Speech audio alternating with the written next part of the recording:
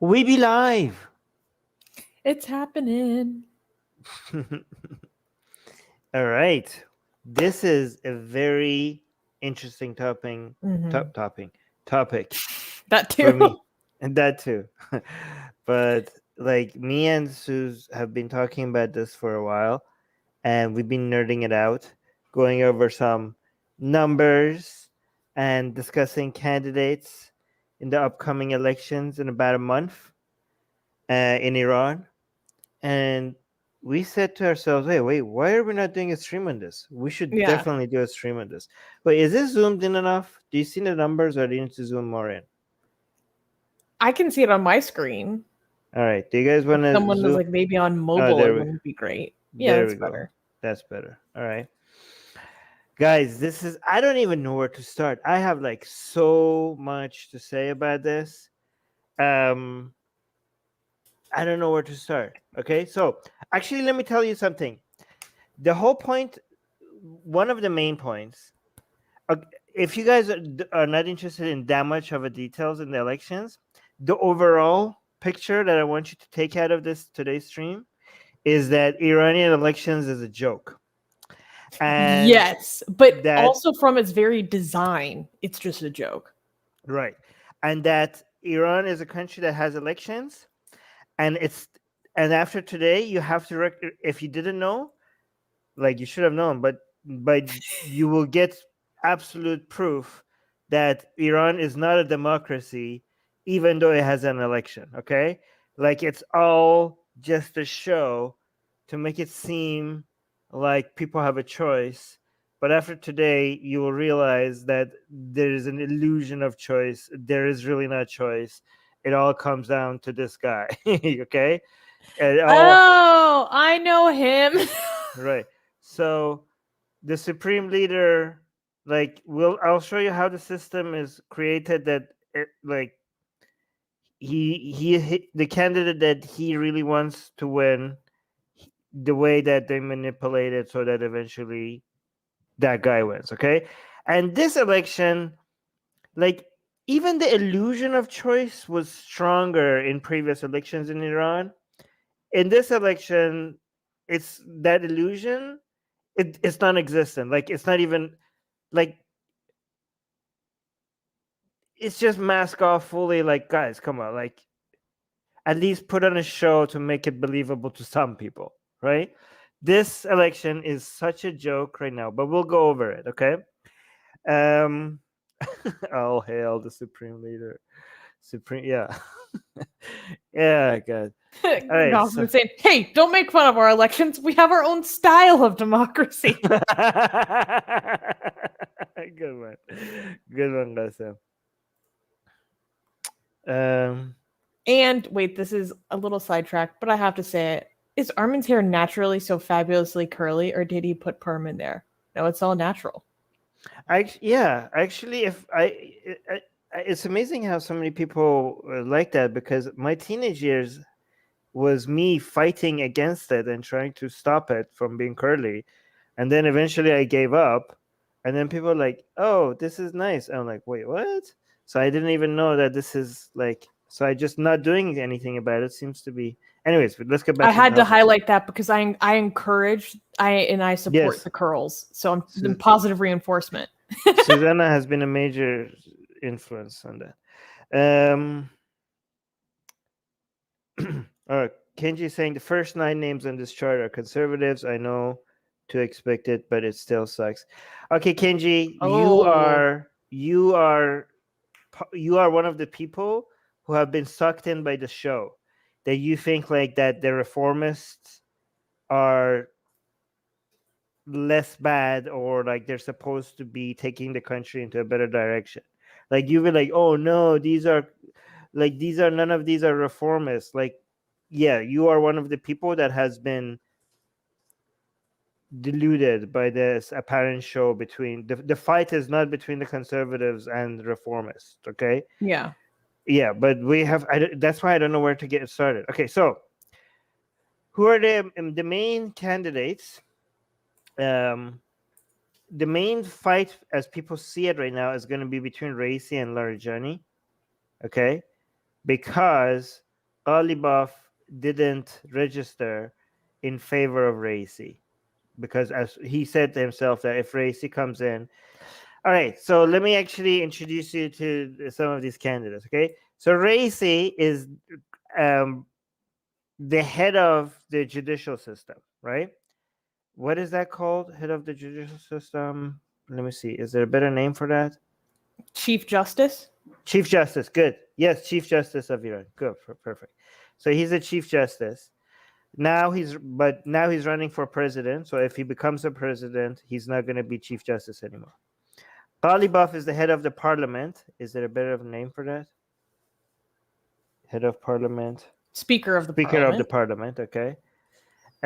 If he had participated and won, he would have been president. But he said if Raisi comes in, he's gonna not come in so that he could win, and he, true to his words, he did not register. Well, I think we need to back up a little bit. Like, we didn't really set the stage that this is not an election that's the reformists versus the hardliners. We're gonna get to that. Okay. Yeah. Just because if someone was coming into this new, like, they wouldn't know, like, who's this person, like, what do you mean there's no moderates, like, why is that? Right. So the main candidates people were waiting for as one of the reformers to run was Zarif, and Zarif is basically the Secretary of State or the Foreign Minister of Iran. And he's like, he's in Rouhani's, the current president is Rouhani, and Rouhani is supposed to be a reformist, and this guy is his foreign minister, right? So he himself is a reformist as well. He was probably, a lot of people had an eye on him to come in as the main candidate for the reformist, but recently an audio of him got leaked that basically criticized Qasem Soleimani a lot, and suggested that the IRGC is the main people in Iran that run the foreign policy, and that he doesn't have much of a say in anything, and that Qasem Soleimani and the IRGC are the reason why the sanctions on Iran are still there, and they basically got in the way of Iran and United States to have a normal relationship is because of the IRGC. That audio was leaked. I was about to say. Ooh. Yeah, some people are suggesting like it's a show that it was leaked. It was designed for, like, if you listen. I mean, I listened to the audio. It was very long, but it does. I mean, they're not very good actors. I'm not sure 100%, but it does seem like they expected it to leak while they're recording it. But like, you felt like when you were listening to the audio, it was as if they knew that there would be an audience for it. Yes, and that it seemed like it backfired on them. The conspiracy is, again, I don't know if this is true, but it does seem like it. And again, don't make it seem like I'm claiming this. I have no evidence for this, right? But the idea seems like it was supposed to be an promotion of him for this elections. You know what I mean? Like, it was supposed to show him like show that Zarif is on the side of the people and he's against IRGC, so that he could come into the elections as the main reformist candidate. But it really backfired on him. Nobody liked it. Both the people who are against the regime and for the regime, reformists, and hardliners, they all were like hated him. And Khamenei himself, Mr. Supreme Sandwich here, came in and he called it out like more directly than he usually does and condemned it. Like, usually he like hints at things, but this one, some was very direct. So he was like, "Okay, I'm out. Sorry." Like, it's not that it's not just that he's out of this election. People are wondering maybe his entire career is over, right? Because of the audio. So he basically stepped out. Well, in this, he admits that as the foreign minister of Iran, he doesn't know what the IRGC is doing, and he finds out what the IRGC is doing from the U.S., which in turn got Israel mad at US, but that's a whole different story. He's saying that he is so out of the loop as the foreign minister of Iran. He is so out of the loop of what the armed forces of Iran are doing that the IRGC does things, and the first he hears it is from Kerry. Right? Cool. So, so what is it? Is it John Kerry? John Yes. Kerry, right? John Kerry, when he was in power, when he was the foreign minister, right? And Zarif, when he was talking to Kerry, John Kerry would come and like, so you guys just moved some weapons on this plane to this place. And Zarif was like, what? I'm like, yeah, you guys did that. And Zarif was like, you had to go back to Soleimani when he was alive. And we're like, did we do that? And Qasem Soleimani was like, yes, we did. And Zarif was like, why did we do that? And Qasem Soleimani had to be like, this is why we did that. And then Kerry would come again and be like, so you guys attacked this place here and killed this many, and yeah, this many of you died. And Zarif was like, we did. So Zarif had to get his information on what his country was doing from the Americans. So embarrassing. Oh God, it was so But in amazing. a way, he was just confirming what so many people already suspected. Yeah, I mean, I know people like suspected this, but when you actually hear about Hear the it from details, his mouth. I was like, oh my God. But okay, so Kerry is also in trouble because like Israel got really angry. Israel was like, wait, so when we tell Americans that we're doing this, Kerry goes and tells our number one enemy about it? Like, holy crap. And Kerry is like coming out and like, no, this is not how it happened, blah, blah, blah. So Kerry got in trouble for that. But anyways, so yeah, IRGC, which is the main power in Iran, which is half the more ideological part of the armed forces. Basically, Zarif was saying they're in control. This whole the presidency and me as a foreign minister, like I don't say. Not only I don't have a say, I don't even know. I actually have to wait for them to tell me. Oh yeah, the plane that actually they shot down from the Ukrainian plane. No. He was like in those leak audios. He was like, they weren't telling me what to say. Like I was supposed to go defend Iran, and I was like, wait, so was it our missile or was it not our missile? And they wouldn't tell me. And like, you just go tell and then go and deny everything, right? You just be like, and he was like, but guys, but if it was our missile, just tell me so I can like justify it. And that line was really bad.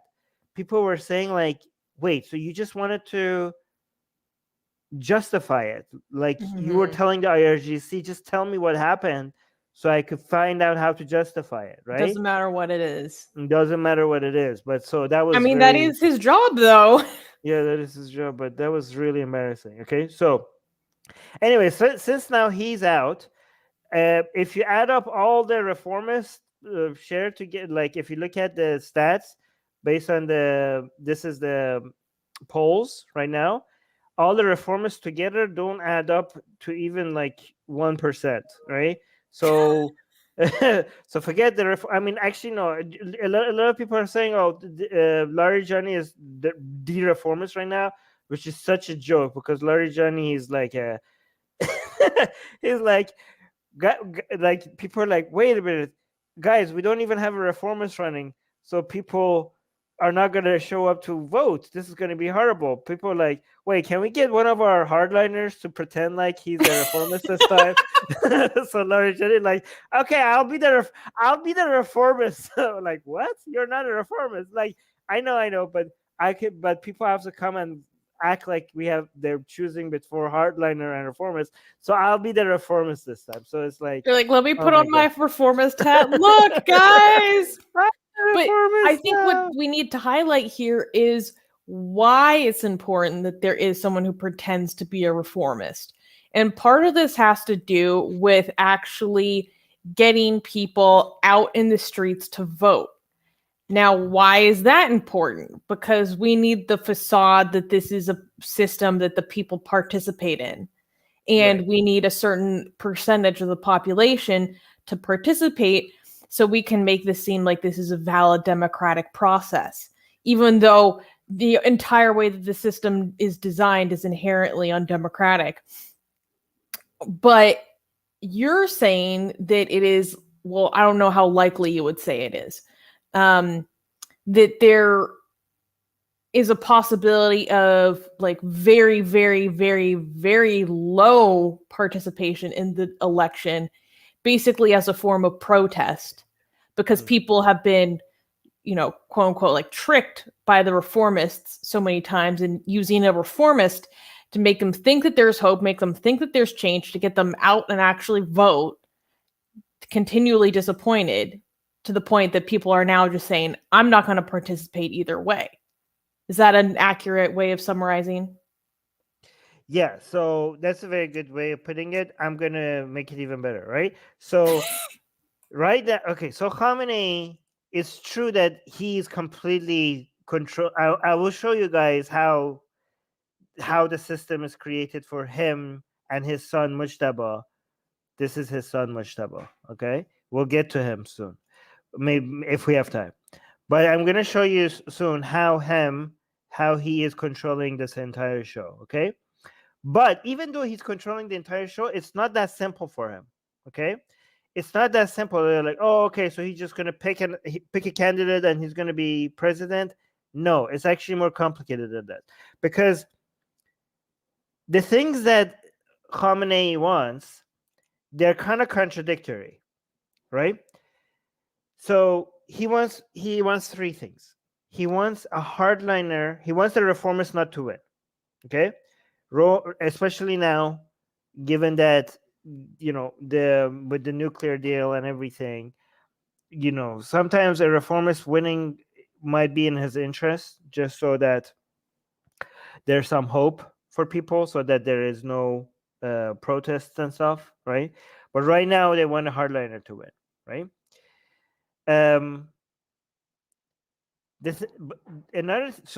But another thing that they want is that they want high participation. Why do we want high participation? Because unfortunately for them, they have completely sold this idea to their own people and to countries around the world outside for foreign consumption, foreign propaganda, is that the legitimacy of the Islamic Republic of Iran is proven by the fact that there's always high participation in these elections, right?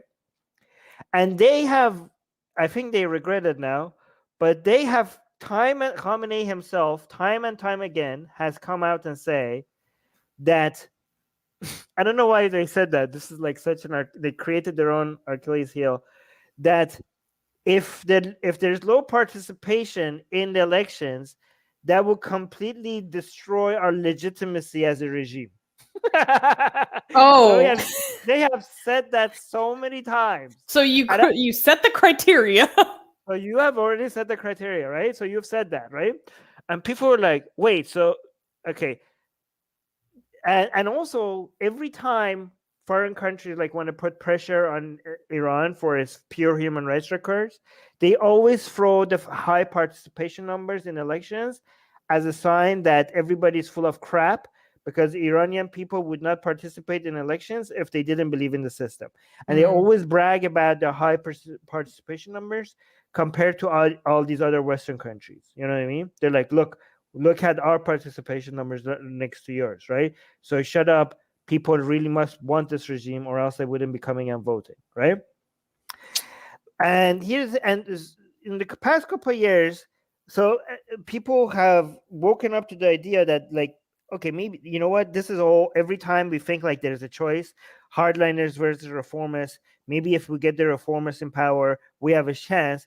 But then now they realize that it doesn't really matter who they're voting for. Even if the reformists become elected, they don't have a say in what happens, right? Like we just saw Zarif as the foreign minister says, like, hey, we're reformists. even when we are the foreign minister, we don't have any say in foreign policy, right? So even when you put the reformists in charge, well, at the end of the day, it's the IRGC and Khamenei who get to decide what the final policy is. So it's like, so why did we even vote for the reformers? It was just so that you guys you just throw something at us so that we don't topple the regime or something like that, right? And people, if you look at the recent protests in Iran, one of the most favorite chants that people kept on repeating in the streets was "Islah talab usulgara dige tamam majara," which meant hardliner, whether you're a hardliner or a reformist, your time is up. Like, this choice was a fake choice. We have woken up. No to the entire system. You're all crap, right? It kind of reminds me of like what there's actually a wide variety of people politically who think that that's the situation here in America with the Democratic and Republican Party. Like what those people like wish was actually the reality in America. Well, Mortad Skeptic is saying it's like when you it's like when you give your sibling an unconnected controller to convince them that they are playing. Literally. That's perfect analogy. I'm gonna use that. I'm gonna use that, Mortad. That's perfect. Okay, yes, exactly. All right. So this election, the polls seem to suggest, nothing seems certain, okay? The polls seem to suggest that the participation levels are going to be very, very low, right? And that is very devastating to this regime. That is Any very guess on how low? I don't know. Some people are saying 35%. Some people are saying, I don't know, right? But I would be shocked because sometimes it's like the polls show 35%. And then this regime at the very last moment, they're trying to make it exciting, right? They're trying to make it exciting. And at some point they throw something, you're like, people are like, oh my God, this person, he might actually change something. Like they're trying to get people like, give people some hope so they show up, right? Last time people said, like 8 years ago, people said they're not going to show up, and all of a sudden Rouhani said some things and people were like, oh my God, this person really might change things, and then actually the show up was high. But right now Qasim is saying less than 25%. I would be happy with less than 50%, honestly. I don't really care how much. Like these are very optimistic numbers, Qasim. But anything under than 50%, I would be so happy if it's under 50%. Okay, that because guys, this is the referendum people were asking for and never got it, right? Because people are like, "Hey, Islamic Republic of Iran, if you're so certain that you're legitimate and people want you, put up a referendum, yes or no to the Islamic Republic of Iran. You did it once at the beginning of the revolution. Do it once again." See what they're not. They're like, they're not gonna do it. Like, why wouldn't you do it? Like, people are like, just put up a referendum, right? And they're never gonna put up that referendum. So people are like, okay, the election is gonna be a referendum. The not participating is basically us saying no to the Islamic Republic of Iran, right? So anything below 50% is going to be seen as people rejecting the Islamic Republic of Iran, right? So basically, you're voting by not voting. That's how by not showing up, you are voting, and your vote is no to the Islamic Republic of Iran. It would be makes great. a lot of sense. Yeah, right. So, okay, so sometimes like Khamenei, right? He throws in a player that will get the participation up, but unfortunately maybe like he wants somebody to be exciting, but that's somebody to lose. So that's hard for him to like monitor, right? You want a hardliner to win, right? But you want to put a reformist there, but you're worried that if you put a reformist there, that reformist might actually win in this time, and this time they don't want a reformist to win. But this year they're like, screw it, all hardliners, like they're like and the only non-hardliner person that is actually even has a chance, he's like when did what since when you became a reformist, right?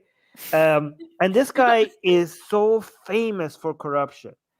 So famous for corruption, him and his brother, right? Oh, You can didn't you see, say that there's even like a name for them? Like how corrupt they are? yeah, better than Dalton or something like that. Which there's a famous cartoon that in Iran that we grew up with, Lucky Luke or something like that, and there were these evil brothers in that cartoon, and him and his brother are named after those brothers, basically. I think, right? But you can see that he has the highest number of people who claim that they're definitely not going to vote for him, like 41%, right? But among all the reformists, he still has the highest chance as well, right?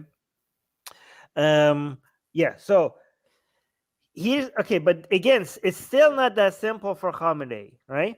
Because there's unfortunately, three different problems he's having, right? He wants the participation to be high. Wait, actually, let me actually check something. Can somebody?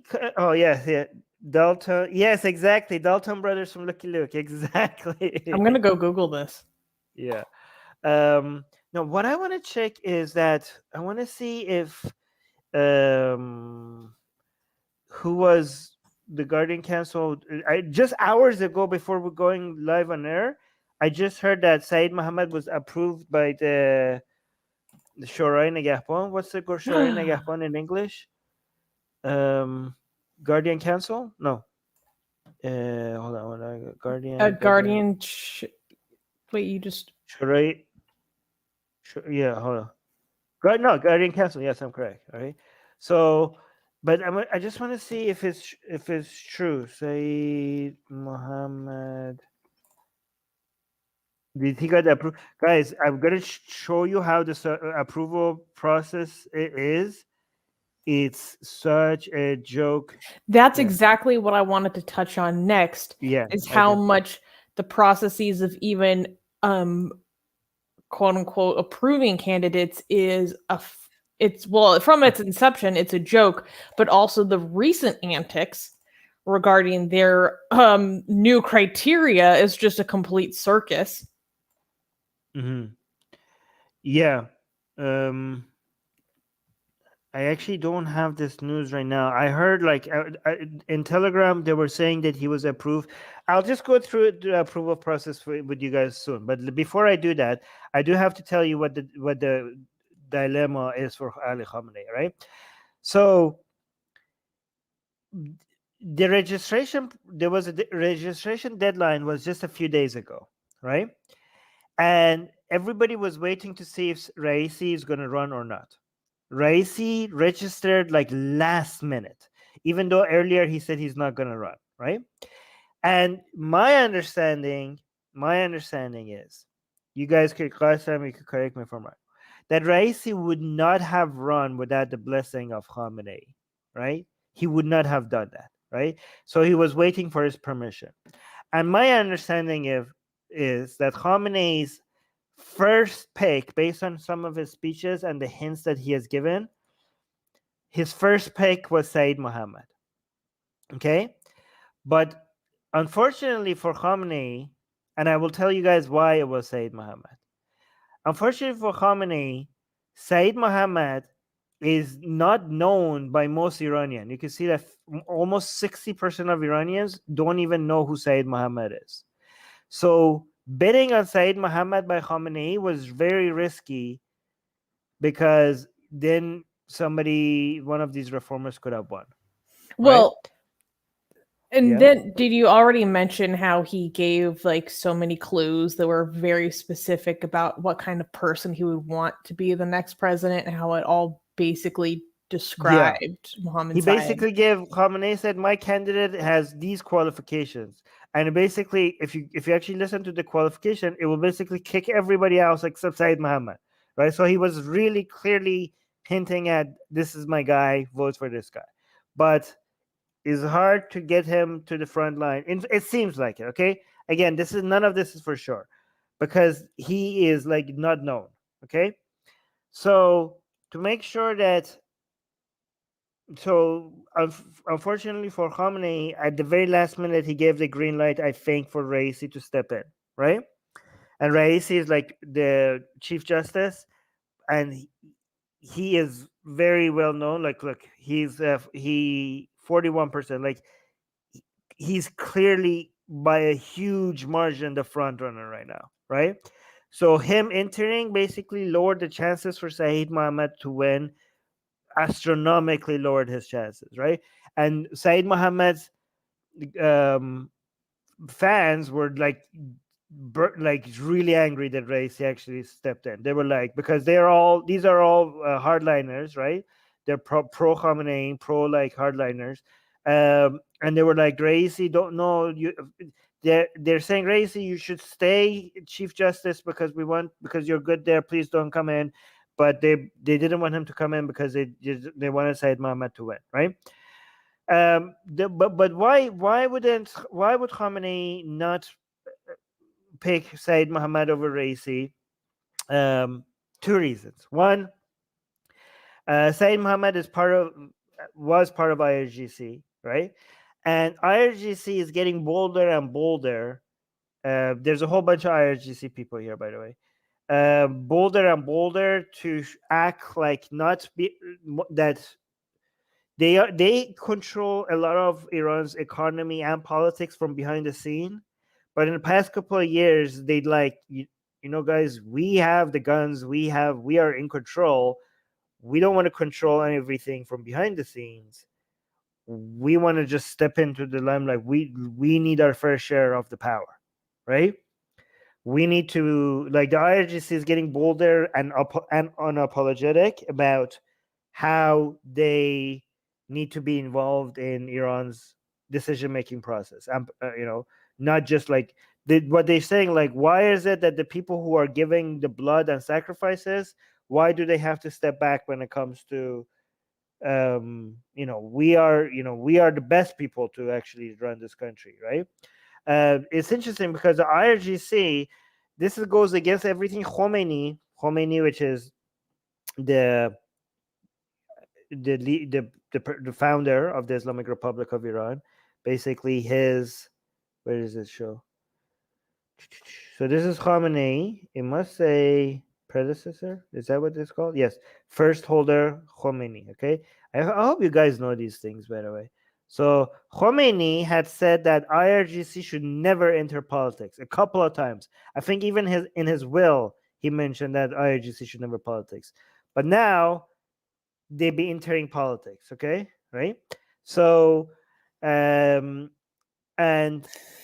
but so he wanted. So number one reason is Khamenei, which is the current. So this is the former supreme leader. The current supreme leader is wanting to make sure that IRGC is happy. Okay, a lot of people think like IRGC is like diehard loyal followers of Khamenei, but some people see it actually the other way around. Like, if you look at the way IRGC speaks and talks, they act like they are like worship this man like a god, but at the end of the day, the IRGC has the guns and the economy and the power and controls all the major industries in Iran.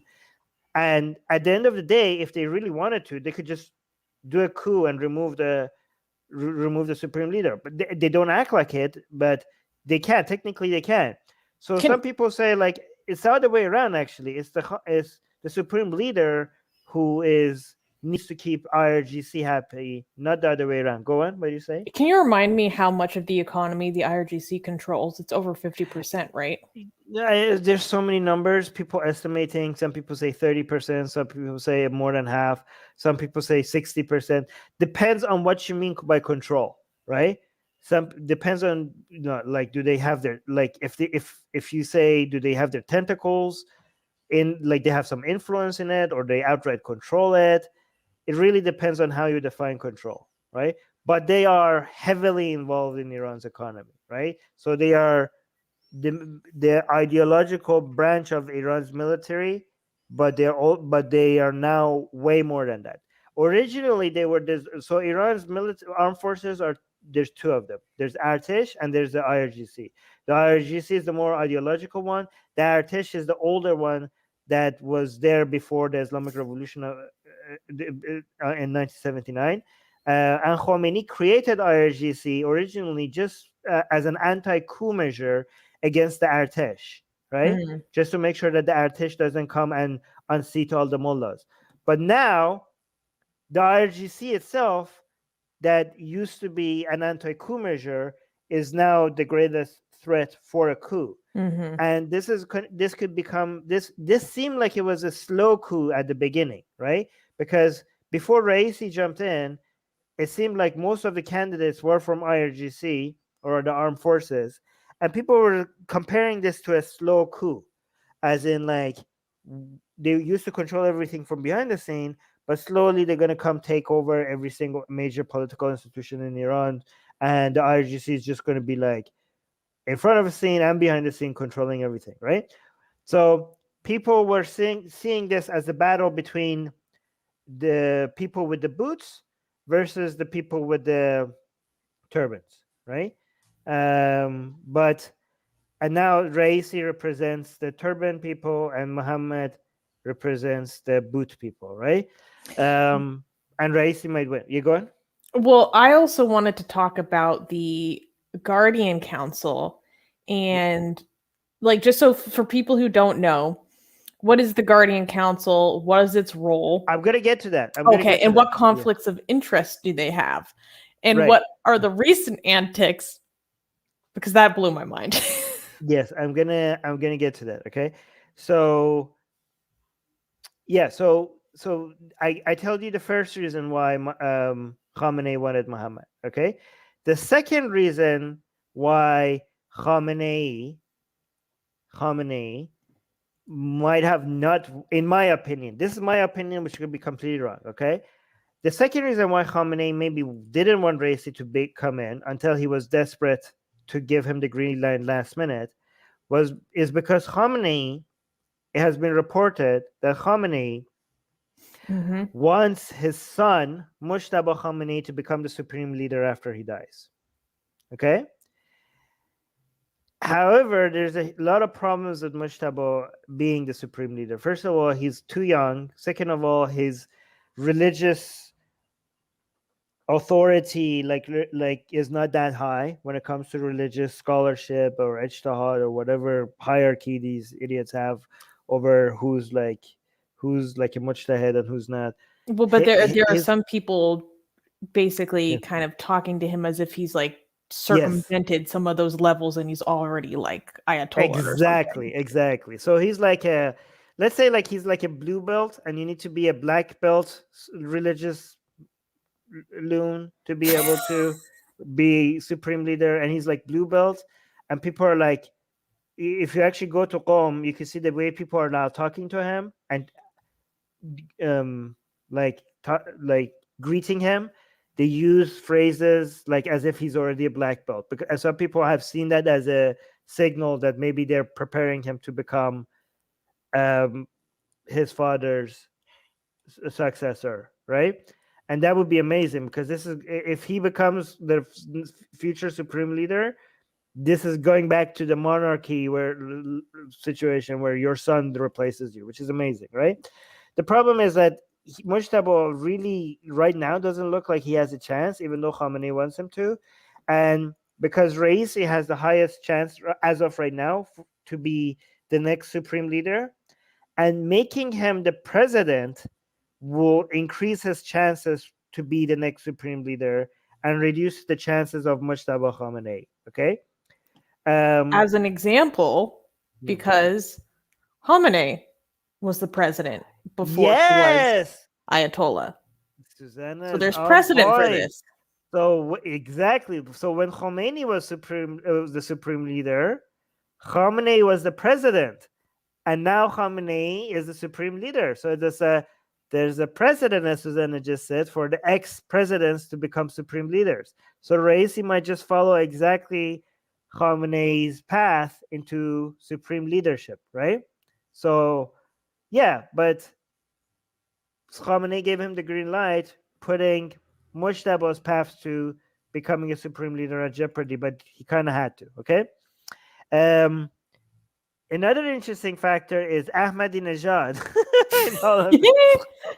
Okay, so Ahmadinejad is a former president, and then as you can see it by the polls, his popularity right now, he registered as well. A lot of people say that there's no way that he will get approved to run for president, and I think that's true. But if he did have a chance, he's the most popular one right now, which is amazing that he's actually popular. Oh, Suze, I was listening to some of his speeches yesterday, and he compared Khamenei to the Pharaoh and the agents of the devil. It's so the things that he's saying. Ahmadinejad used to be Khamenei's main ally, and now there's nobody in Iran that is causing more headache for Khamenei than Mahmoud Ahmadinejad. Well, he's always been a very fiery speaker. Yeah, he thinks like he has connections to Imam Mahdi, and he thinks the end of times are coming soon. So there's that. He thinks that he himself has connections to Imam Mahdi? Yeah. Oh, shut up. No, and he thinks the end of times are coming soon and all, and he thinks that this regime, Iran's regime, is going to fall soon. He thinks that. So then, what's his role in running? To facilitate that? Like, why would he want to participate in it if he thinks the regime is crumbling? So that his head can be on the chopping block? I don't get it. I don't know. Okay, so here's some. Okay, there's a couple of explanations for this. Okay, the first explanation is that he has lost his mind. And the second explanation is that he had always lost his mind. This is nothing new. Okay, but the thing is that the things Ahmadinejad says, almost anyone else in Iran, if they had said these things, they would be dead right now. Okay, like he is so openly promoting activism against the regime, activism against Khamenei, activism for toppling the government, comparing Khamenei to Pharaoh, comparing him to saying that they are the agents of the devil, and by the way, when Ahmadinejad says stuff like this, he is not saying he doesn't think he's not talking metaphorically. Like in his head, they are legit actually speaking to the literal devil. Yeah. Shaitan is in their ear. Yeah, exactly. Qasim's like Dr. Ahmadinejad. Yeah, Ahmadinejad is so hilarious. Put some respect on his name. There's a doctor. So some people who are anti-regime, they think the reason why he gets to say these things and get away with it is because he's actually doing Khamenei. This is conspiracy theory. Yeah, I don't know. Okay, that he is on the side of Khamenei, and he's just trying to make the elections more exciting so that there's more participation. Okay. I don't buy that. Well, of course not. I think it's, and this is me being generally very ignorant of the situation. This is speculation. I think it's more likely that his spotlight protects him, or that it could be I know, because we had conversations previously about more everyday people saying very aggressive anti-regime things and not being punished for it. It might be a calculation by the regime to not go after him so that the conspiracy machine starts and he's actually undermined by the fact that he is not being prosecuted. They don't do that. They do that usually with activists, not somebody like him. Okay. But my theory is, and I know this might be naive of me, but I believe him right now until I get new information. Ahmadinejad himself is saying the reason why he's not dead right now is because he has information on them. And he said that he has these information he has given to some secret people, and they know that he has those information, And if he dies, all of these people that have this information will release that. And he says that that's my insurance. That's why I'm not dead yet. And he says my proof that I have this information on them is the fact that I'm not dead. It's like, Well, it's got me there. Right. So he says that that's why I'm alive. That's why I'm not dead, because I have informations on Khamenei that if they kill me, you know, everybody will know. Okay, so that's amazing. Okay. Goslem is killing me in the live chat today, and Imam Mehdi is supporting him as one of his best soldiers. Right. Right. Okay, so we mentioned that Khamenei has three things to worry about. He wants hardliners to win, especially when it comes to the nuclear negotiations with the U.S. It's very important for him right now.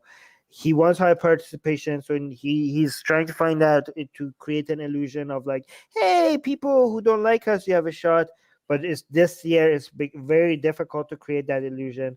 And at the same time, he wants his son to become the next supreme leader. These three things that he wants are contradicting. Like, so he does have a lot of control, but as you can see, even with somebody with this much control, he wants three different things that are contradictory to each other. So it's hard for him to maneuver around these three things. Okay. Another thing that I want you guys to understand is that, right, like a lot of people, when they look at Iran's elections and Iran politics, they always have this understanding that the fight is between reformers and hardliners. The reformers are a joke. They have no influence, they have no power, and nobody likes them. The people, neither the hardliners don't like them, the anti-regime people don't like them right now either. The only way that they get in power is by, at very last moment, they send somebody that says the most radical things against the government, but it's all by design, so that people are like, oh my god, this is it, and that person might get votes. But then as soon as they get in power, they realize like, well, what happened to all the things they just said? And it's like, nope, none of them meant anything, right? So this year, people are like, you fooled us once, you fooled us twice, you're not gonna fool us again. But we'll see. Maybe like, oh shit, you fooled us again. Largely, even though he's very unpopular, he is very strategic. Okay, so we'll see. Right now, he doesn't look like he has a shot. But right now, guys, the elections, the registration process just finished, right? But the elections are in 1 month. So you guys, like, I know for Americans, this is hard to believe. This blew my mind. Can I take a second? Yeah. So we've been talking about the elections for a while, blah, blah, blah. And you're like, oh, yeah, so they just registered a couple days ago. And I was like, what? When are the elections? You're like, 2 months from now? I'm like, what? So the election run is only officially like 2 months long? And they're like, yeah. And I'm like, in America, it's like a full year. It's so crazy to me that 2 months before the election, you don't know who your candidates are. That blew my mind. Yeah, Kenji is saying our election campaigns literally take 2 years. I was like, anyone else, like, let me know if that blew your mind. I know that's a very American-centric perspective, but I actually honestly believed there was a global standard that elections take for like a year. Right. So here's the thing. Saeed Mohammed's fans are saying that as soon as there's some debates, right, everybody's going to fall in love with Saeed Mohammed, and he's definitely going to win, right? I don't know if they're right, but it's really hard for me to believe that you could change 7%. Like, look, Raisi is like 41%, and Saeed Mohammed is 7%. Can you really change that in 1 month? Well, no, we're not even looking at the most. Yeah. But we're not even looking at the most important statistic, which is that the majority of those polled don't even know who he is. Yes, but that goes in favor of the people that support Saeed Mohammed, because people say, like, people don't pay attention only at the very last minute. So the reason why his numbers are so low is because people don't know him. But as soon as they hear him versus anybody else, all the numbers are going to shift to Saeed Mohammed. That's what they're saying. Another thing that, again, it's hard for me to see how you could undo all of this. but it reduced my volume. I'm hearing a little echo. But here's another thing. Rouhani, when he won, his chances were extremely low as well. Like people who are saying that look, Saeed Mohammed has a chance, they remind you of what happened with Rouhani. They're like Rouhani. I don't know what his numbers were. Like nobody know who, like a lot of people didn't know who he was, and his numbers were very low. And only after they heard him speak, his numbers just skyrocketed. And they're like the people who support Saeed Mohammed. They're saying that Saeed Mohammed is so good. He has such a good record. He's such a good speaker, and he's so lovable, and he's just the best. I could just if you just people if just they just listen to him for half as if just it just give him a chance, just bring him in front of TV. As soon as people he will win. Okay, we promise. That's what they're yeah. Go on.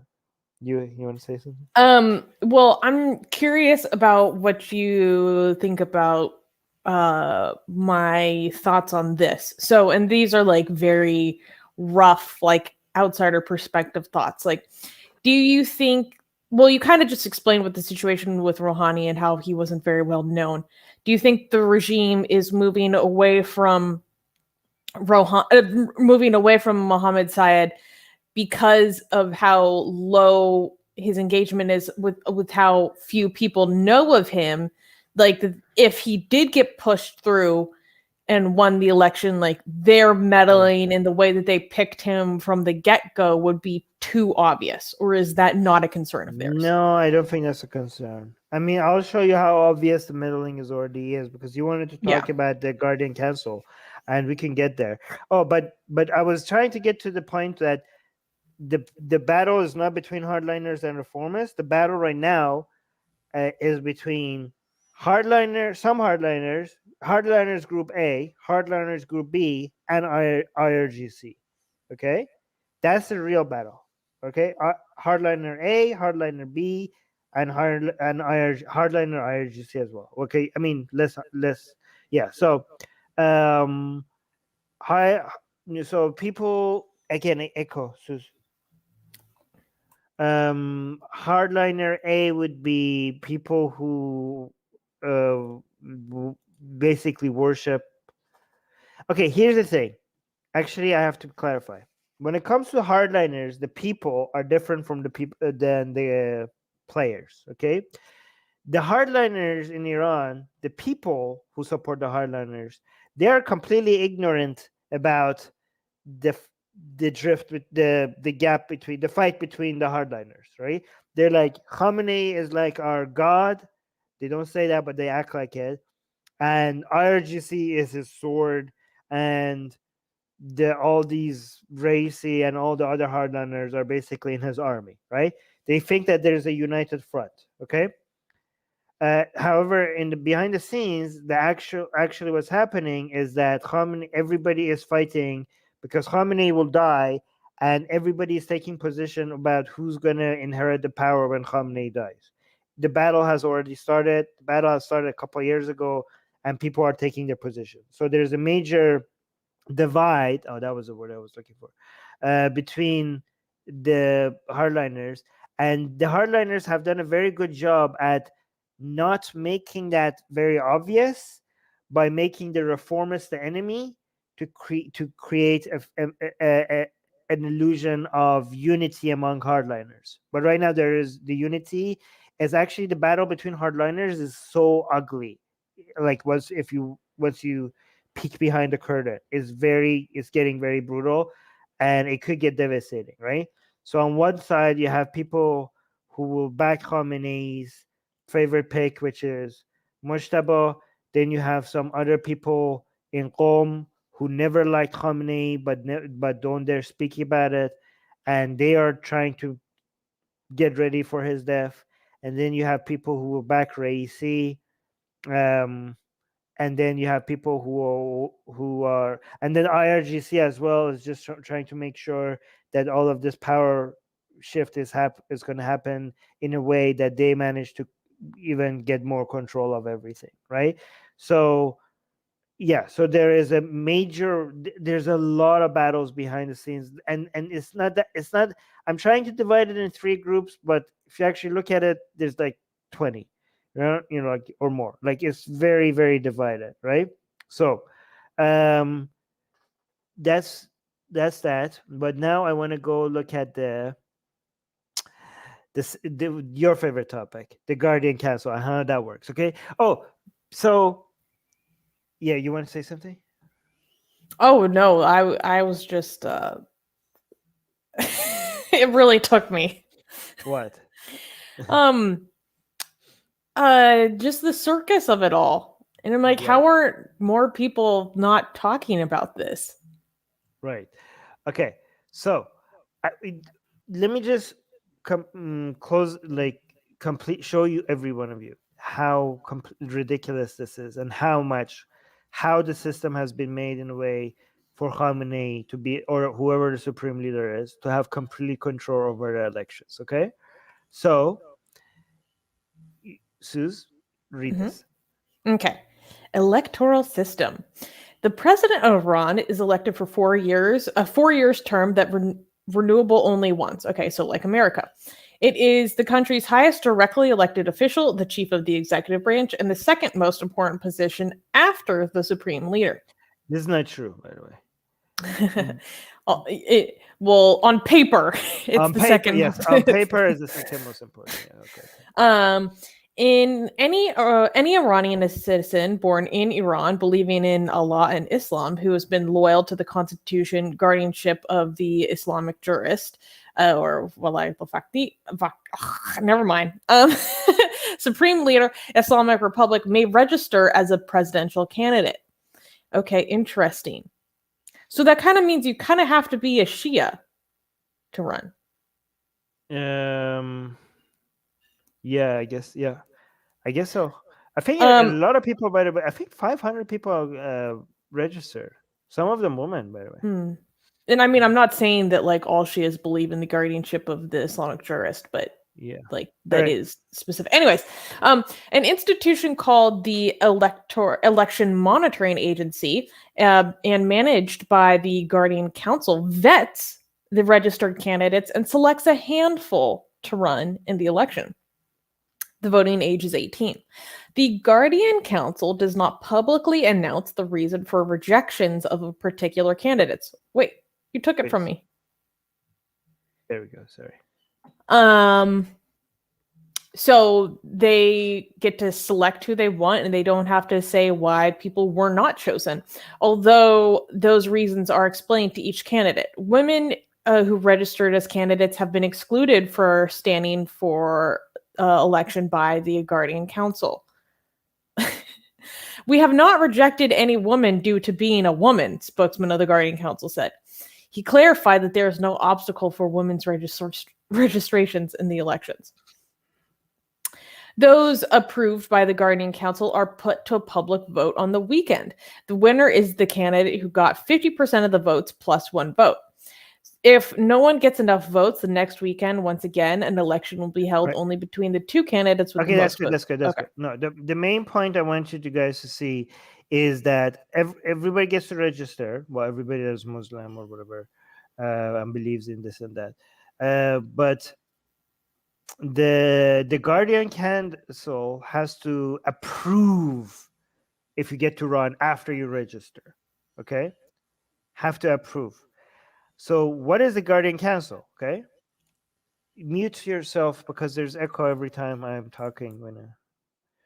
All right. So the Guardian Council is a group of 12 people. Okay. So guys, again, this is supposed to be a democracy. Okay. But everybody could register, but that doesn't mean just because you register to run as a president to be a presidential candidate, that doesn't mean now you're a candidate. No, after you register, you have to go through the Guardian Council to actually become a candidate. Okay, so the Guardian Council has 12 members. 12 members. Okay, and guess what?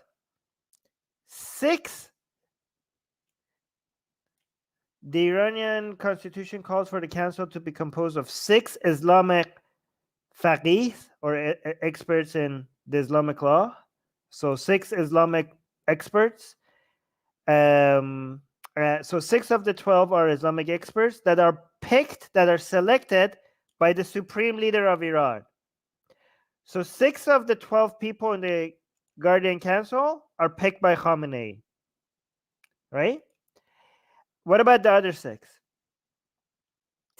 So the 6 jurists specializing in different areas of the law to be elected by the Majlis from among the Muslim jurists nominated by the Chief Justice, who in turn is also appointed by the Supreme Leader. But Armin, who is the Chief Justice right now? The Chief Justice.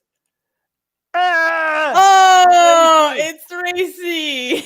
Right. So guys, do you understand what I just said? Okay, you see how big of a joke this is, okay? So these are the presidential candidates, right?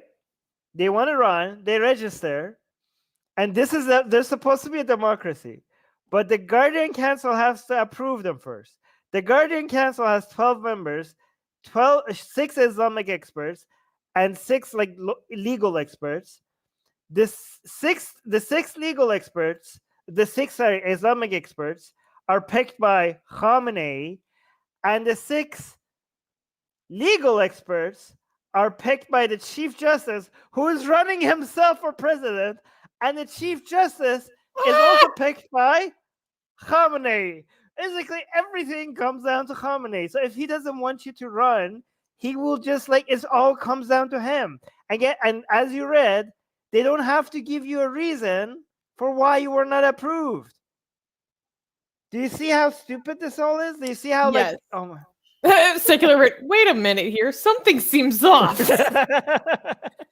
But guys, if you thought that was already bad, which it is, this year it gets crazier when I can't remember exactly how far it was into registration, or if it was before registration. Armin, correct me. They suddenly announced new criteria. Yeah. So yeah, this year was crazy. This year, the Guardian Council just came last minute and said, last minute and said, by the way, we're changing the rules, and we have new rules for this year of who gets to get approved. And people were like, oh, okay. But some other people were like, wait, you guys don't come up. You guys shouldn't be making the rules.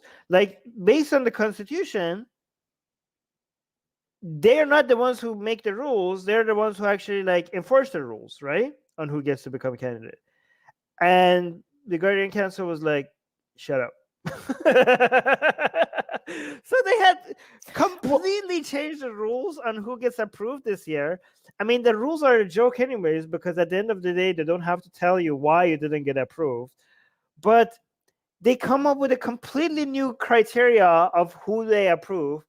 And and everybody looked at the rules and they're like, oh, okay, so this is cutting out. They're so arbitrary, but they seem like they seem to be designed to kick out all of the reformists. Go on, what were you saying? Well, to the point that there was one guy, I can't remember his name, who was 39 years old. And then for this election, they go, oh, to register, you need to be 40. Right. So after Zarif, this was the greatest chance for the reformists, right? This guy is Jahrami, okay? He's the minister for technology in Iran, right? Information and communication technology, right? Yeah. So, and he's the minister for Hassan Rouhani. And before, right, the rules for who gets to become a candidate used to be you get to be, I think, 20 to be able to run, right? And this guy is 38, almost 39. Wait, 82. No, it's 39. This needs to be updated. Yeah, this guy is 39, right? And Yeah, the Guardian Council is like, you have to be 40. This But year, like, this year, you have to be 40. And they're like, 40. on what authority? On what And like, authority do you yeah, say that you make these new rules, these new criteria? And they're like, shut up. my authority, like, shut up.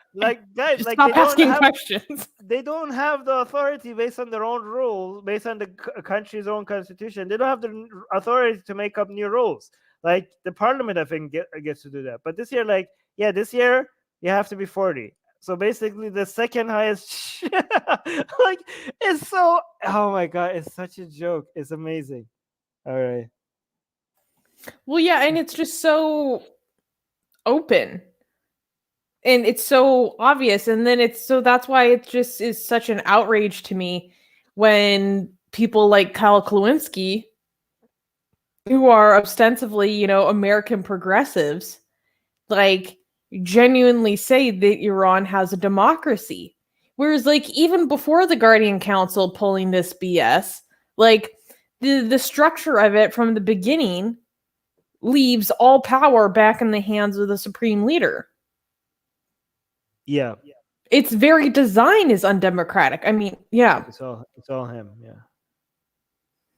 I mean, to be fair, people. Okay, so here's the thing. Okay, let me just wait. I'm gonna give you a hint. Okay, you should have suspected all of this. People be like, wait, Iran, is it the real democracy or it's not a democracy? Okay, here's a hint. It was all in the name. Look at this. The official name of the country is the Islamic Republic of Iran. What is the problem with that, Susan?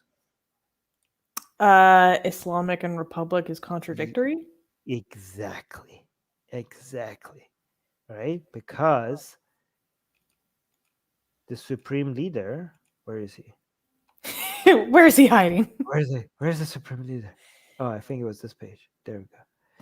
He is supposed to be representative of God's governance on earth. So, well, I'm hearing echo. So, how could you let the people? Do you think, like, if you're God's representative on earth, right, and his government, and your leadership is meant to prepare the land for the Mahdi to come, right, and to keep it Islamic, are you really going to leave it up to the people? So the contradiction between a country being Islamic and a republic was something that the early founders of the Islamic Republic of Iran had to deal with, right? Because they believed that it's God's law, not man's law, right? Like, we are here to enforce God's law on earth. Men's decisions shouldn't really have a say in this. But at the same time, the revolution against the Shah, the Pahlavi dynasty, was all about people having more choices, right? So this Islamic Republic, when Khamenei tried to bring a new government, it couldn't be like, well, we're not going to have democracy. So the challenge was, how could we act like we're giving people democracy, but not give people democracy? That was like, how could we say Islamic Republic of Iran, but keep it Islamic? Because people are not. If it's up to people, this is not going to remain Islamic. So how could we solve that contradiction? And the answer was the Guardian Council. The answer to this contradiction, the answer to this contradiction, was to introduce the Guardian Council. So make people believe that they have a choice, but that at the end of the day, this means it has all the control, right? Yes. Anyways, and just because we mentioned it a few times, could you explain what the Imam Mahdi is to people? Like, I think of it as like the Shia version of the second coming of Christ. Yeah, it's a Messiah figure in Islam, in Shia Islam. The Sunnis have their own version, but yeah. All right. Any comments we need to read before we end this here? Oh, The here. Republic of Gilead. I'm not exactly sure what that means. I think that's literary. No, reference. that's. Can you reduce my volume so you don't have to mute I yourself? can't. You're on one. Oh. Okay, don't mute yourself. It's fine then. I want you to be able to. Gilead is from Handmaid's Tale. Oh. Yeah. That's what they call the United States when you become a Christian theocracy. Has the parliament any power? What are their rights?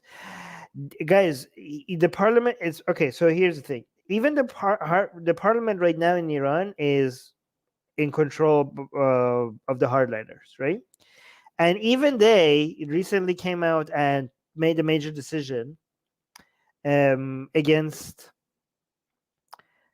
when it comes to the nuclear deal and shutting off the camera in Natanz and everywhere else. Like, they were aggressively attacking a decision by Rouhani's administration, and they wanted to pass a law to stop Rouhani to be able to do anything.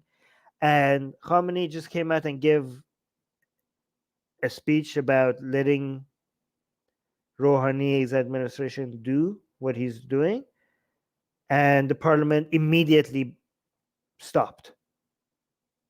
You know what I mean? So Khamenei just has to, like, Khamenei looks at what the parliament does, and if he approves of it, he doesn't say anything. But as soon as they are doing something that he doesn't like, all he has to do is just give a subtle hint that I don't like the direction you're going. They immediately stop or move to a different direction. And they all claim absolute loyalty to Khamenei without even hiding it. So the parliament does its thing and passes laws, but if Khamenei doesn't like something they're doing, like even if on paper Khamenei can, like, tell them to do this, like, people are like, oh, but Khamenei doesn't have any authority over them. Like, well, he doesn't have to. He just have to be like, I don't like what you're doing there. They fall in line, right? So what's on paper is different than what actually happens. You can't survive if you're not in line with Khamenei, or at least show that you're in line with Khamenei. And even if you're not in line with Khamenei, you are used as a way to demonstrate, to show. Sometimes people are openly against Khamenei, and they are deemed as, by the regime, as somebody that is safe to highlight as somebody against Khamenei, to create an illusion of choice. Like, okay, this guy is saying openly things against Khamenei, but he can't be that damaging, and we can control him, right? So let's just put him in the front so that people are like, oh, there's some choice here. You know what I mean? So even people who are against Khamenei are playing within his game. But go on. I know that I don't think that this involves the elections, but it kind of reminds me of, what's the name of that like Chadori woman who speaks up very vocally against Khamenei? Oh, there's a couple of them. But do you know who I'm talking about? Yeah, the most famous one is Hashemi Rafsanjani's daughter. Yes. And people had all these ideas about, like, why she's still protected, and I thought you had some interesting insight on that. Yeah, this lady is one of the most outspoken politicians in Iran against Khamenei, and people are like, how is this possible? Like, how is she so brave? Blah blah blah. This is the daughter of the former president. She's a member of the parliament. She was in office. Yeah, she was, at least. But yeah, she says that she came out and openly said that the previous regime in Iran is better than this one. The previous regime's intelligence agency were more. She said that The previous, like the Shah's intelligence agencies, the Savak, when they came and arrested his father, they were very polite to her mom. They were very professional. Like, yes, they were against my dad. They arrested him. But when the current regime's intelligence agency, they act like animals They're when they come. thuggish. Yes, They're exactly. there to intimidate you instead of just do a job, which is to, or whatever the situation was. Yeah. Yeah. And No, I but remember you saying that people were talking about for a second about her running, but then you just laughed that off. I mean, it is kind of ridiculous to think that, like, even the Wikipedia page says is like no woman is made it past the Guardian Council, although technically they're allowed. But like, does anyone really believe that that's going to happen? That they're going to allow that to happen? wait, Qasim, am I highlighting the wrong person? Oh. Qasim is saying, no, this lady was silent when her family were using the benefits of IR. This lady and other ladies like her should pay. Yeah, so Qasim is saying some of those things. She's saying, like, yeah, they are speaking against Khamenei right now because they have been dethroned. Where is she? Where I lost her. Ah, so she's saying, Qasim is saying she is speaking against Khamenei now because their family's influence has gone away. But when they used to enjoy all that authority and power, they were completely silent about it, right? Yeah, That's a that's very true. good But point, Gossam. yeah, but at the same time, it's amazing that she gets away with speaking so much against Khamenei right now.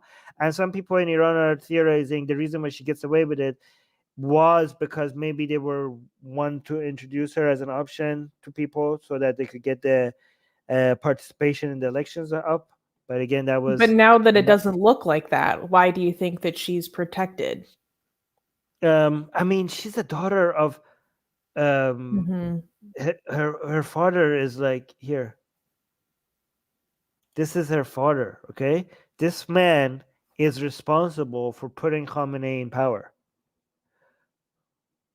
Okay, everybody thinks Khomeini picked him to become his successor, but Khomeini, the only person that has the only person that claims that is him. So we just believe him. So he made all the he did everything behind the scenes to me. I mean, actually, now we have a recording of it. He is the person that made Khamenei the supreme leader, right?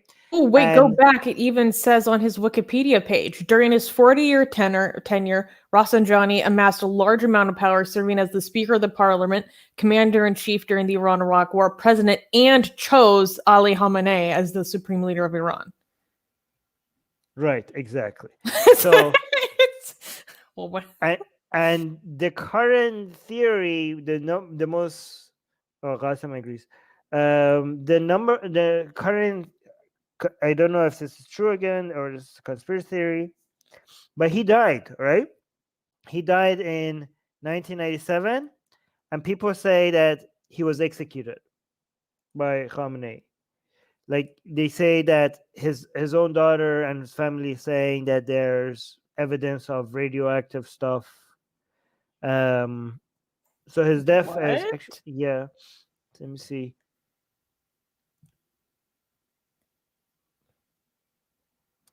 Um. Anyways, there's tensions with Khamenei. So there's some death was death. So he died by a pool or something, right? And now, and a lot of people who think that he was killed by the regime, it's so amazing because they have a lot of symbolism about being found in the pool, and is referred, which is basically people mean that you're going to get executed, but they're referring to his death, right? So given that all the conspiracies around his death, if any, like, it's really hard for people to take any position against his daughter. You know what I mean? I don't know why his daughter is not. There's a bunch of other women also that are openly speaking against Khamenei. I saw a woman in Iran, like, on camera wishing for Khamenei's death. So, and Oh she's in my. Iran she hasn't been arrested. But was that a civilian or a former was a civilian. parliamentarian? Okay. Yeah, civilians.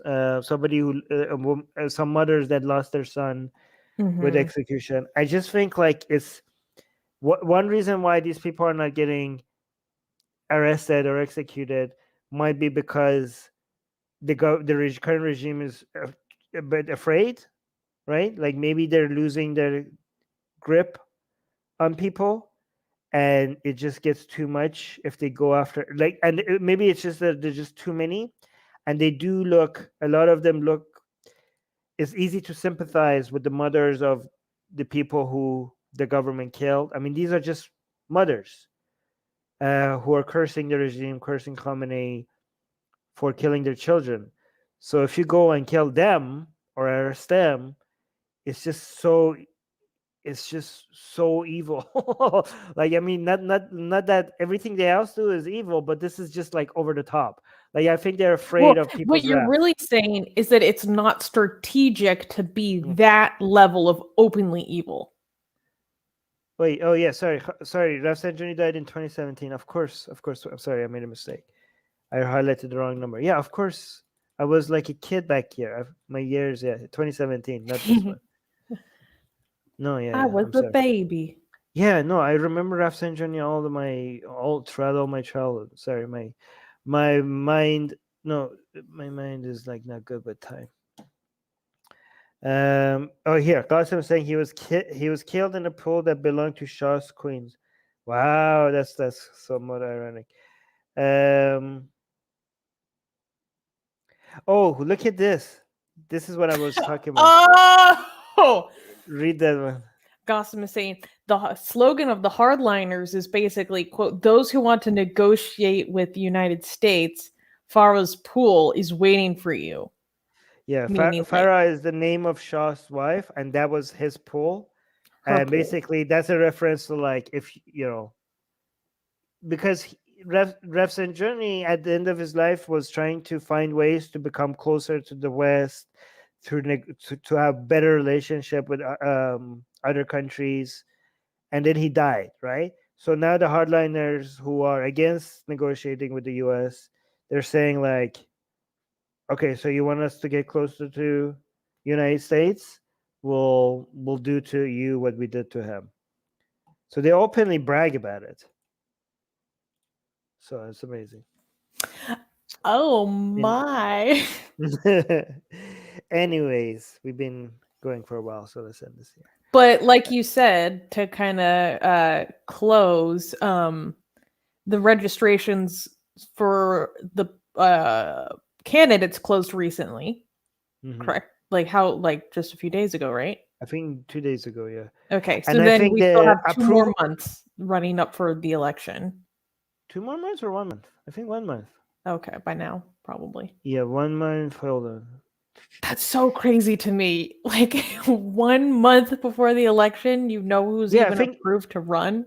It's on June 18th. Yeah, June 18th. June. Yeah, it's June 18th. Wow, that is super soon. Wow. Oh yeah, so one thing that I don't know, I heard, I don't have confirmation of.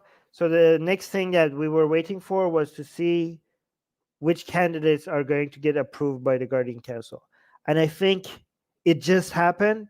Because I was listening to some Iranians talk about the elections, and they were like talking about, oh my God, and people don't know, is it true? Is it not true? Qasim, do you know if the Guardian Council just approved which candidates get to run or not? Because I heard like just a few hours ago, I just heard that it came out. Oh yeah, so Qasim's saying it's less than a month. Yeah. So guys, like think about it. Like even less than 1 month, you still don't know who's actually running because you were still waiting for the Guardian Council to actually. So the debates has happened. The debates obviously can't happen because we were waiting for the Guardian Council to see which candidates get approved, right? But does anybody know if the Guardian Council came out with who they approve? That blows my mind still. Well, I think it just happened a few hours ago, so we'll see what the results are. We'll have to follow up. Yeah, a lot of people. The two main people that everybody was waiting to see if they get approved or not was Ahmadinejad, which almost everybody predicted that he's not going to get approved, and Saeed Mohammed. Most people had predicted that he will get approved. Some people were coming up with some because I'm watching the fight between hardliners and hardliners right now, right? So there are hardliners who are supporting Saeed Mohammed. They're claiming that the Zionists have somehow infiltrated the hardliners, and they're trying to get Raisi elected. And they were saying that Saeed Mohammed might not get approved because of how deep this infiltration has gone, right? Do they think that Raisi is colluding? No, with them? unknowingly. Oh, Like okay. they think no. They say He's like, just being used. oh yeah, no. I'm They're like, like, that no, would be we love. bold to say that your No. chief justice is. Oh my no. god. The followers of Sayyid Muhammad, they say they love Raisi. They respect him so much. They don't want to attack his character, but he's been manipulated by people who are against the regime. The reformers they think the reformers are definitely doing the bidding of the Zionists, but now saying that this is red alert because the Zionists actually have managed to actually infiltrate the hardliners as well, and they're trying to, and they're saying the entire world is united against Sayyid. They overestimate how important Sayyid Muhammad is. They think that the United States and the Zionists and the Mujahid and the MEK and the people who are against the regime, they all conspiring to make sure Saeed Muhammad doesn't get coverage. Basically, Saeed Muhammad has become the Bernie Sanders of the hardliners, right? Yes, that's what we were talking about last night. Yeah, because like the supporter of Saeed Muhammad, they constantly go through the newspaper, and right now the newspapers are talking about like Raisi and Larijani, and they're like, every time his picture is not there, they're like, oh my god, the Zionists have conspired. This new, like some very hardliner newspapers that they used to respect, when the Saeed Muhammad's picture is not there or is not mentioned, or his picture, if his picture looks ugly, they're like, oh my god, this paper has gone to the Zionists, right? So that's what they like. Oh, this like they think like everybody, and they honestly think like these hardliners that are working against Said Muhammad, they are working with United States and Israel and the anti-government agents because they know that this is Said Muhammad's is Iran's best hope against the tyranny of, like, they think like the United States right now and Netanyahu, they are terrified of Saeed Muhammad. They think like they're trying to keep him under the radar. They're trying to come into Iranian media and make sure he doesn't get coverage because they just know that their time is up as soon as Saeed Muhammad comes to power. And everybody like Biden is talking to Netanyahu on how to make sure like Saeed Muhammad doesn't get into power. Like that's what they're they think. all trying to stop our boy. they're like once he comes to power, once they like Iran will become unstoppable. And they also think that Iran is the only last country left that hasn't fallen to the Zionist takeover of the world. That's what they think. Guys, this is my YouTube. This is like I'm talking about other people's conspiracy theory. This is not my conspiracy theory. Please don't think I'm saying anything of this. Okay?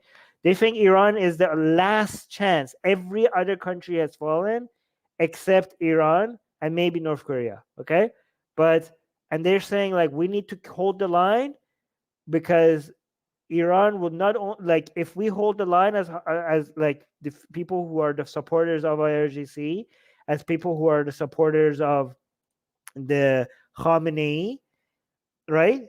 And they're like we don't care. Like they're not even religious. Some of these people, they're just like anti-Zionist, right? They're like, we will save Iran, and we will build this Iranian empire. And then after that, we will save the world from Zionism. Right? And this is why they think that the Zionist agenda is mainly to fight against Iran, because they know that this is the only chance that not just Iran has against them, but the entire world has against them. That's what they think. Whoa. Yes, they think that yes, actually, non-ironic, like they're not being. This is like it is so ironic. They actually think that Iran is the last free country in the world. That they think, like, when they say there's freedom in the United States, there's freedom in Europe, there's this illusion of freedom over there, because everybody is just they're brainwashed. They have become zombies that just follow this Zionist. They have some crazy, and they think Iran is the last free country. Think about it. These people actually think Iran is the freest country in the world. Yeah, Qasim's like, exactly. Wow. The world is waiting for us. Good. Anyways, okay, good. That was good. All right. So, God, I hope like none of the things I said makes it seem like we were, because YouTube's algorithm is so dumb. So dumb. They might think that we were actually spreading some of these conspiracy theories. I hope we don't get in trouble for this. God, YouTube, I don't know, how smart is the algorithm? Can you listen to me, algorithm? I know you're not human. But maybe you're one day become smart enough to understand what I'm telling you, okay? You're not human, but I hope you have mercy on I wasn't saying these things, okay? I was just telling what other people believe, okay? Be smarter. Learn. Be Do the best. machine learning. Be best. Be best. AI, YouTube AI, be best. All right, guys, bye. Oh, actually, this important thing, given how dumb YouTube's algorithm is, that is a good subscribe- reason why you should subscribe to our newsletter, because if YouTube ever decides that, nope, these people, you should not hear from them, we will always send these things to you, the things you need to know. We will send it to our newsletter subscribers. And because some of you are not smart enough to realize that you need to be on our newsletter, we have to bribe you. And we bribe you with blasphemous art that is so sexy, so beautiful, so gorgeous. And yeah, sure, you get my book, Why There's No God, for free as well. But you also get some sexy blasphemous art for free to our all. And we have new blasphemous art every week. We have beautiful, we have a very talented artist, and she makes beautiful art every week, and we send it for free to all our newsletter subscribers. Subscribe, link in the description, and there's that. All right, guys. Bye. And you should subscribe to the channel. Yes, do both of these things because it's Dharma, it's Hikmah, and it's kosher. Okay, Gaysian American saying you all need to do more gay male art. We'll do. Okay, bye. Bye. Subscribe. Bye.